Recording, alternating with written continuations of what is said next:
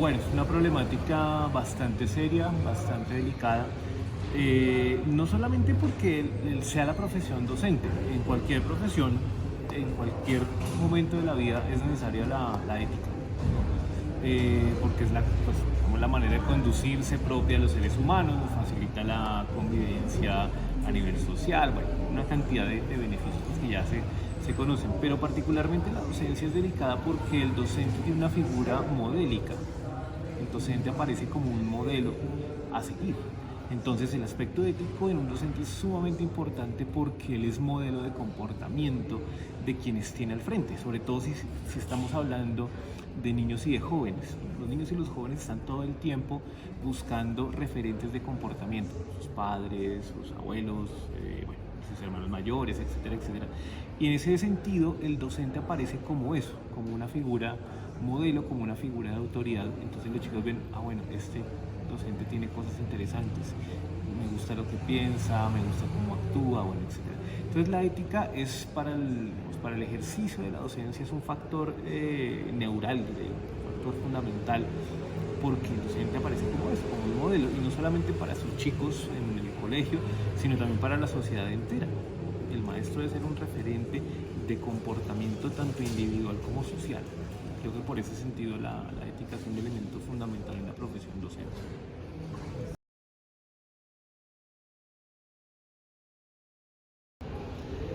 Bueno, en primera instancia yo creo que la honestidad. El primer fundamento de la ética de un docente es ser la honestidad. Honestidad consigo mismo, honestidad con su oficio, honestidad con las personas con las que tiene a cargo. También digamos la responsabilidad, es uno de los grandes fundamentos de la ética de un docente, ser responsable, responder por aquello para lo cual se le está contratando, por lo cual se le está pagando, sobre todo por ejemplo en el sector público. El sector público, que son recursos de todos, recursos que salen de la plata de los contribuyentes, que no es abundante, por ejemplo, un país con tanta pobreza, con tanta necesidad como es el nuestro, que los impuestos que paga la gente de menores recursos, de medianos recursos, se desperdicien, ¿no? Por culpa de una mala ejecución docente, por culpa de una mala administración del sistema educativo. Me parece que eso es delicado, entonces creo que la responsabilidad también es otro factor importante. Y el docente también, como la ética del docente también debe basarse en un ejercicio no tanto de tolerancia o de empatía, pero sí de comprensión de la realidad del otro, ¿no? A veces, bueno, personalmente a mí me molesta un poco, bueno, me causa cierta incomodidad el hecho de la empatía, que la tolerancia por el hecho mismo de. Lo que yo pienso es que debe haber un ejercicio de comprensión de la realidad del otro, ¿ya? Sin que yo necesariamente tenga que ponerme en el papel del otro para entender qué es lo que siente. Simplemente tratar de entender las circunstancias existenciales en las cuales se halla inmersa la otra persona, ¿no? Ya lo había dicho, bueno, lo han dicho muchos sabios de la historia, ¿no? De Jesucristo en algún momento, en aquello de que uno no debía hacer a los demás lo que uno no quería que le hicieran a uno. Es un ejercicio bastante elemental en esto del respeto por el otro, de entender la situación del otro.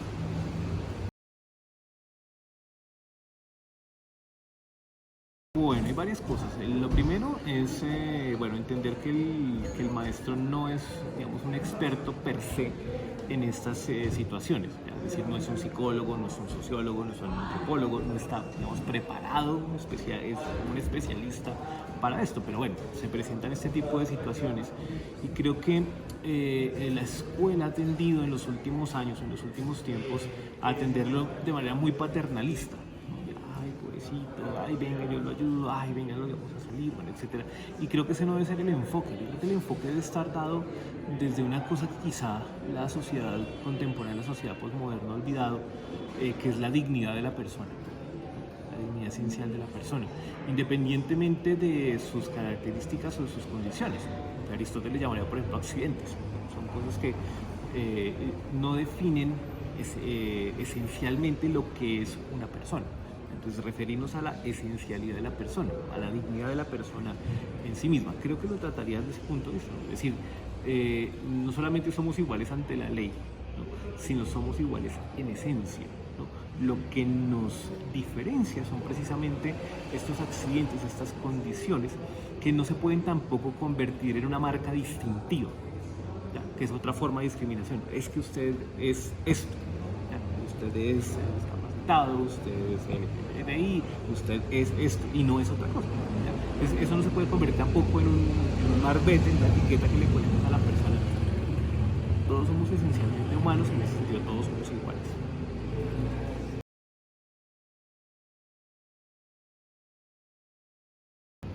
Bueno, en este caso yo me remitiría a lo legal, por lo que te digo, no soy un experto, no estoy capacitado para intervenir de manera, no soy abogado, no soy sociólogo, no soy psicólogo, soy docente, ¿ya? En el caso de conocer esta situación, yo la pondría en conocimiento de autoridades competentes, ¿no? Digamos, por ejemplo, es un colega contra un estudiante, pues me remito a la instancia superior, la coordinación, la rectoría, la Secretaría de Educación. Vamos a seguir el conducto regular que establece la ley en estos casos.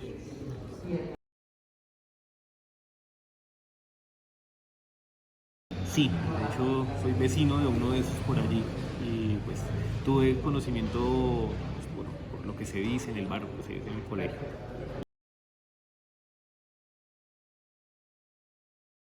Son gravísimos, son bastante graves, sobre todo, bueno, por el factor de confianza, ¿no? Que tienen los padres de familia sobre la docencia, ¿no? Es decir, ya de por sí la familia en muchas ocasiones es un ambiente hostil contra los chicos, ¿ya? Hablamos de chicos abusados en casa, maltratados, bueno, etcétera. Y pues que en el colegio que se supone que que debe ser un lugar seguro, ¿no? Donde hay profesionales formados, ¿no? Para esto que venimos hablando de la ética, ¿no? Se supone que ya han pasado por un ciclo de formación, que tienen unos conceptos muy claros. Me parece que es muy delicado que esas situaciones se presenten, ¿ya? Y no solamente por el desempeño de los profesionales, sino también por los filtros que debe haber. Si hay una situación estructural que está fallando. Estamos fallando en el proceso de selección, estamos fallando en el proceso de evaluación de los docentes, ¿no? Pues nos estamos limitando solamente a ver la parte pedagógica, didáctica de los docentes, pero no estamos mirando la parte emocional, la parte de comportamiento, la parte legal. O sea, esa parte no se está evaluando y me parece gravísimo. Están fallando allí los filtros de selección y de permanencia de los docentes y creo que ahí es donde tendremos que hacer más el énfasis.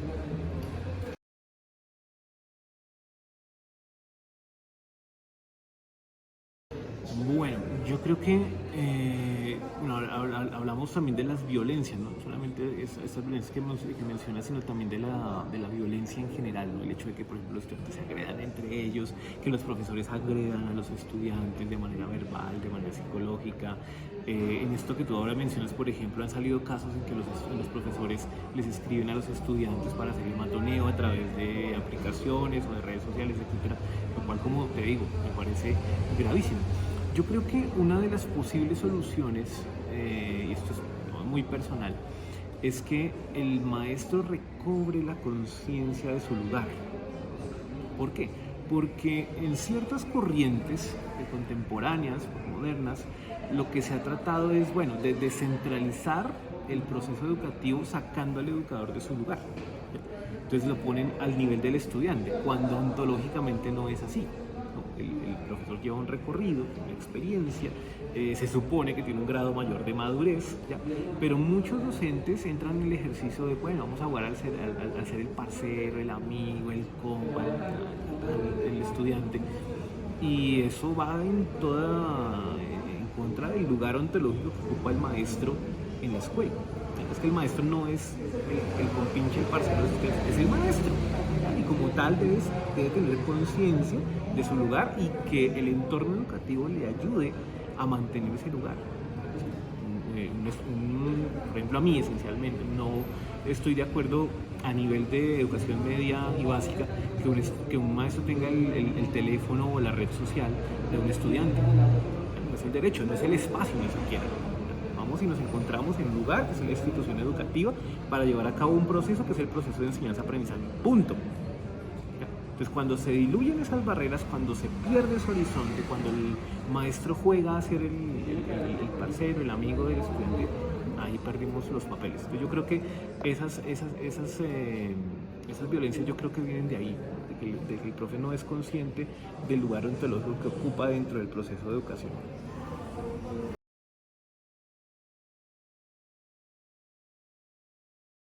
Bueno, en este caso habría dos alternativas. Yo cómo lo vería. Uno, pues hablar directamente con el personaje. Yo ya, pilas. A ver, mire las razones fundamentales por las cuales usted está haciendo este asunto. En el caso de tesis de maestría o de doctorado, se supone que es conocimiento propio, ¿no? Usted debe producir su propio conocimiento, usted es un intelectual, se está formando, etcétera, etcétera. No sé si lo llevaría hasta la instancia legal. Digamos, mi punto de vista es un poco más difuso, porque eso ya pertenece a la individualidad del maestro. Yo personalmente trataría de llamarle la atención, pero digamos, pilas con lo que está haciendo. Pero ya, digamos, llevarlo allá y aventarlo con la institución, digamos, ya es algo que no me compete a mí. Yo dejaría en la conciencia y en el ser ético del colega que está cometiendo ese tipo de acciones.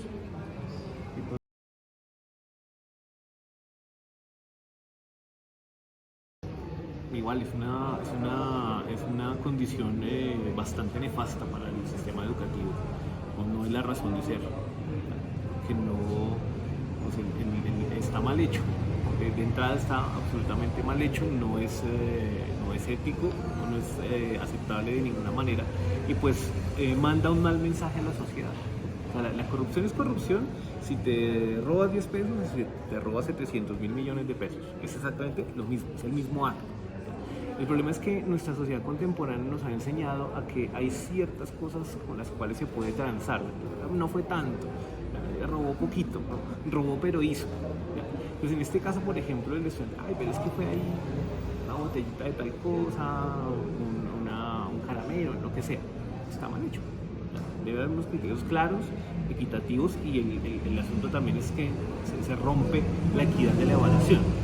Si todos están en las mismas condiciones, los evalúo igual a todos con las mismas circunstancias. Cuando ya tuerzo la ley, ya entramos en el terreno de la falta de ética.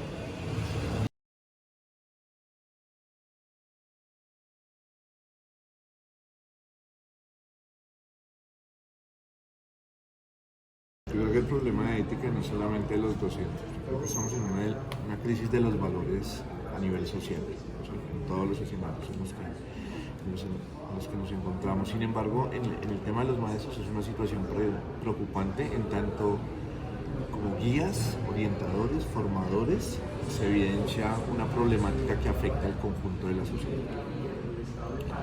¿Qué le llamamos crisis ética o crisis de los valores en los maestros? Aquí en esa transición de los valores que traemos del pasado a lo que se está sentando hoy por las nuevas tecnologías, por los paradigmas económicos, por los paradigmas sociales, estamos asumiendo otras formas de comprensión del mundo que se han relativizado y se han justificado de acuerdo a las subjetividades. Entonces desde allí hay una lectura que debe hacerse. Sin embargo es preocupante algunas problemáticas que se vienen dando frente a los comportamientos de los maestros en las aulas de clase, ¿no? Comportamientos ligados a la injusticia, al irrespeto, al maltrato y a la violencia. Yo creo que son cosas que no están ligadas netamente a la profesión, sino a la crisis misma de humanidad a las que estamos abocados hoy en día. Entonces, creo que es una situación a la que las instituciones gubernamentales están poniendo la lupa, ¿no? Bogotá en esta semana desarrolló una capacitación para los docentes en temas de ética, en temas de responsabilidad con los niños, cuidado del niño, en temas legales. Lo mismo lo están haciendo municipios como Soacha, porque creo que hay que poner la lupa en ese ejercicio y tratar de repensarnos la acción docente desde lo ético en el aula. Pero sí es una situación problemática hoy en día.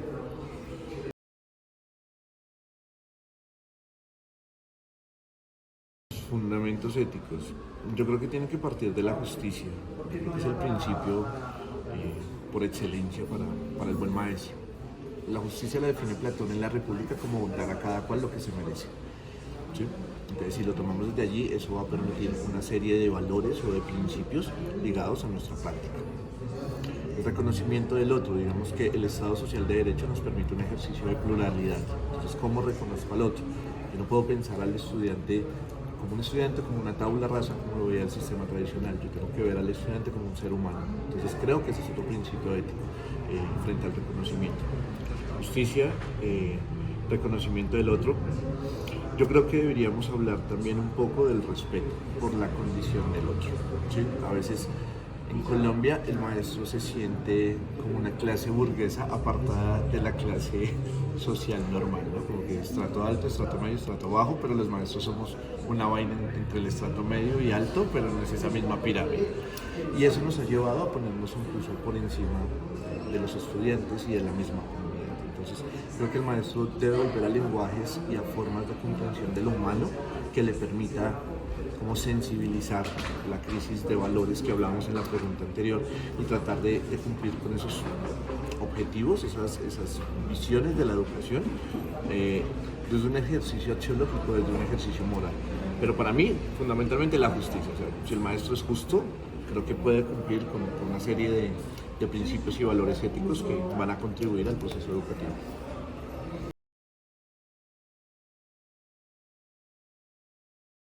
Tengo la fortuna de pertenecer al magisterio, ¿sí? Yo trabajo para la Secretaría de Educación de Soacha y estas cosas son muy comunes y a mí algo que me ha servido es el diálogo y el debido proceso. El diálogo como estrategia pedagógica de reflexión para que el estudiante reconozca cuáles son las dificultades. Sócrates hacía un ejercicio y Sócrates le dijo a la historia de la educación una cosa muy bonita que se llama la mayéutica, ¿sí? Entonces la capacidad de preguntar y de velar la verdad a partir del cuestionamiento de un guía o de un maestro, en términos sencillos. Con base en eso, pues cuando se dan estos casos, lo primero que hago con el estudiante es, venga, hablemos, venga, miremos dónde está la falla, venga, miremos dónde está la causa, venga, miremos cuáles pueden ser los compromisos frente a la acción. Pero no puede quedar ahí, porque muchas veces el diálogo hace que las conductas se repitan, ¿sí? Se convierte en una forma de permisividad para el estudiante. Entonces, también utilicemos los manuales de convivencia. Hay marcos legales, porque hay tipificación de faltas que van con el tema de lo jurídico. Miremos cuáles son las rutas adecuadas y cumplamos el debido proceso, ¿sí? Esas son formas de educar y de reeducar. Hay acciones que se deben reeducar, ¿sí? Pero deben estar basadas en un ejercicio pedagógico, pero también conforme a unos acuerdos sociales, unos principios institucionales y unos marcos legales que permitan, pues, como que el individuo adapte su conducta a los procesos o a los acuerdos que hemos construido en la sociedad.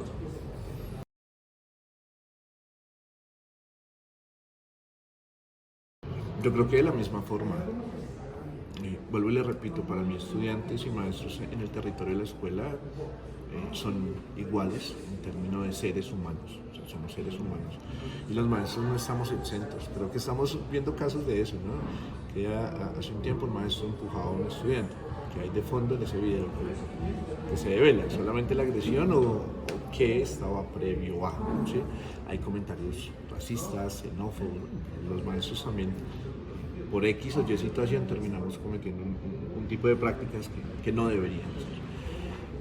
Adaptaría el mismo proceso como, venga, desde el marco de lo educativo, creo que nosotros como maestros X, Y, Z, y también se debe seguir un debido proceso, ¿no? O sea, no estamos exentos de ese tipo de cosas solamente porque tengamos un título, tengamos un cargo y tengamos un rol de profesor. Creo que en cualquier etapa del desarrollo del individuo, la acción tiene una consecuencia y las consecuencias se asumen conforme a los debidos procesos.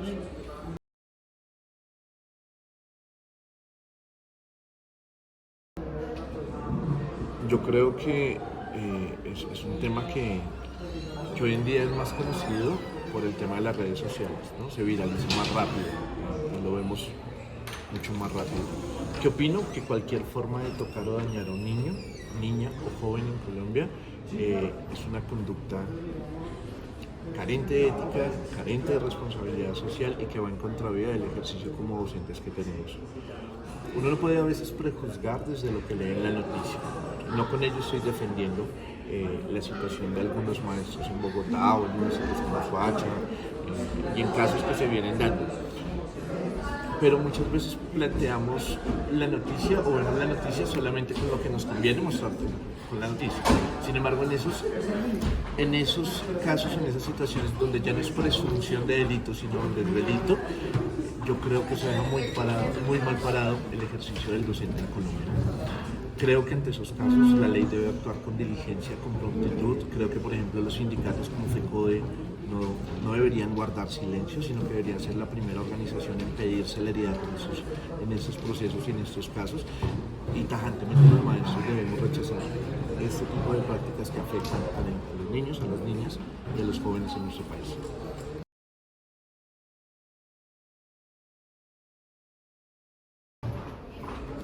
Yo creo que es un tema complejo. Yo no sé si ustedes vieron bueno, no es violencia de género ni es de maestros estudiantes, pero hace un par de días se viralizaba un video de dos niños que se agredían, bueno, un niño agredía al otro con una patada voladora en el aula de clases.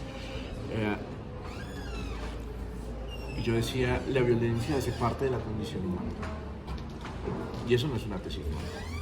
La violencia hace parte de la condición humana, lo viene diciendo Hobbes, en el Leviatán, lo viene diciendo Benjamin, lo viene diciendo Arendt, y curiosamente de la violencia se engendran los estados, ¿sí? Y es posible el estado de paz. Ahora, ¿qué debe hacer la escuela para no convertirse en escenario apologético a la violencia y sobre todo en las prácticas que llevan a cabo los maestros? Yo lo primero que pensaría tiene que ver con la reforma a la educación universitaria. Yo creo que la formación en licenciado todavía tiene como unos puntos débiles.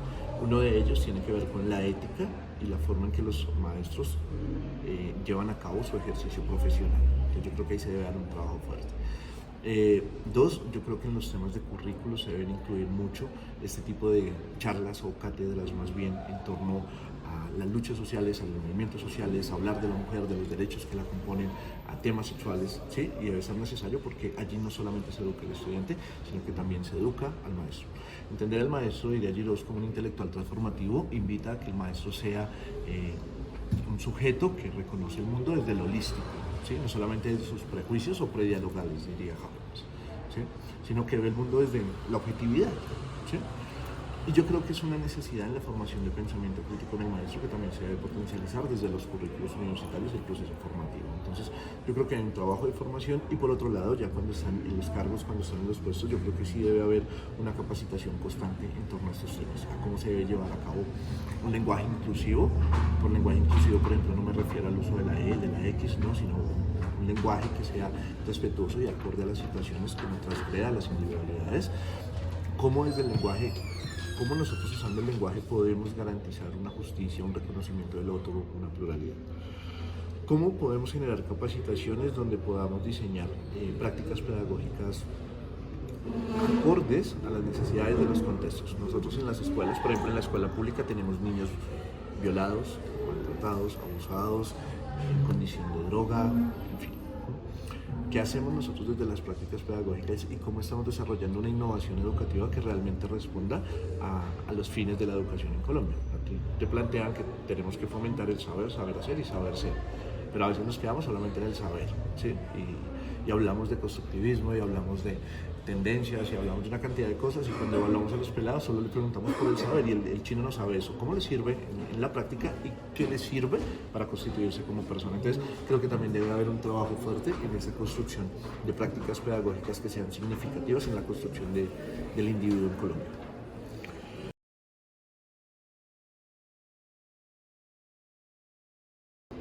Yo creo que en situaciones como esas, el dialogar, ¿no? O sea, para mí siempre va a ser como el mejor camino.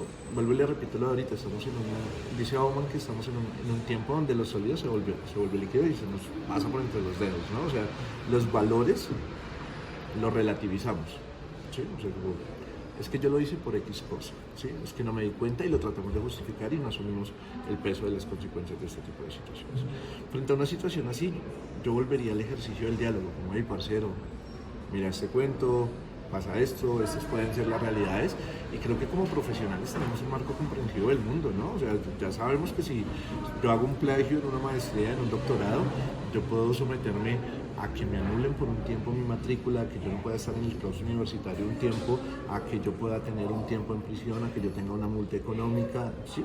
Entonces, yo creo que ya hay un ejercicio de responsabilidad para con el mundo y para conmigo mismo. Entonces, yo creo que la única estrategia que yo utilizaría es como el diálogo y, bueno, si él decide acatarlo bien, si no, ya es una decisión completamente propia, dependiendo de sus fines y sus intereses.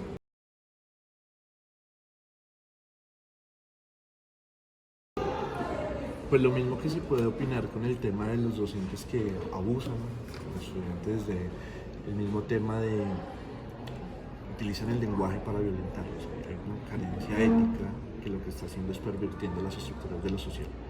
Mi mamá tenía una frase muy chévere cuando habla de mi tarea de ser docente y es que nosotros podemos cambiar la vida de un niño con una clase, ¿sí? Nosotros podemos transformar con un proceso pedagógico, nosotros podemos impactar, ¿sí? Y pues, si tú recuerdas cuando estabas en el colegio, debes tener como la imagen de algún profe que te puso como en un... Incluso de pronto estás estudiando licenciatura por algún profe que influyó en tu vida. Pero también con una palabra, con una acción, con algo muy simple, nosotros nos podemos tirar la vida de un niño, ¿sí? Uno debe ser muy objetivo, la nota es como el salario. Yo siempre he comparado la nota en el colegio como el salario de nosotros los trabajadores. Si a usted no le gusta que su jefe se le meta con el salario, ¿sí? Usted sea responsable, usted cumple, usted hace su trabajo bien, pues a usted le tienen que pagar todo completo, ¿sí? Si el estudiante aprende, desarrolla sus actividades como es, cumple con su horario de clase, es creativo, innovador, ¿por qué me tengo que desquitar con el chino? Yo por qué tengo que buscar favores. No, seamos objetivos, seamos éticos. La evaluación tiene que medir el aprendizaje y es un proceso continuo, pero también es un proceso ético, ¿sí? Que se hace en sincronía con los objetivos de aprendizaje y con lo que nosotros buscamos como institución, buscamos como maestros en la construcción del sujeto. Entonces, creo que ese tipo de prácticas a las que ustedes señalan hoy en la entrevista, desde todos los ángulos, son completamente despreciables en el oficio de ser maestro.